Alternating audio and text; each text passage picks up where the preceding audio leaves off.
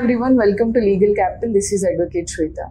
So ఇప్పుడు IPL season నడుస్తుంది. చాలా మంది బెట్టింగ్స్ చేస్తున్నారు. డబ్బు లేని యువత చాలా మంది ఎం పాకెట్ అని, స్లైస్ అని, some kind of different money lending people ఉంటారు కదా, ఎన్బిఎఫ్సిస్, క్రెడిట్ బి లాంటి వాటి దగ్గర నుంచి డబ్బులు తీసుకొని ఈ బెట్టింగ్స్లో పెడుతున్నారు.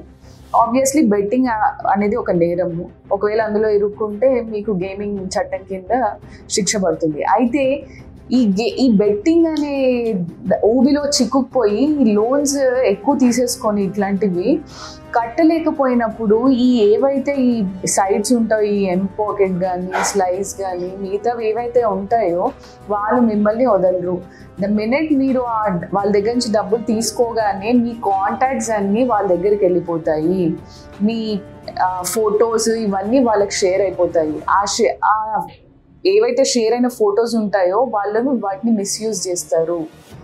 మీ బంధువులకి ఫోన్ చేసి మీ గురించి తప్పుగా మాట్లాడుతూ ఉంటారు. మీరు డబ్బు పే చేయకపోతే ఇట్లాంటి ఫొటోస్, ఏవైనా మార్ఫ్డ్ ఫొటోస్ ఉంటే అవి ఫార్వర్డ్ చేస్తాము అని బెదిరిస్తారు.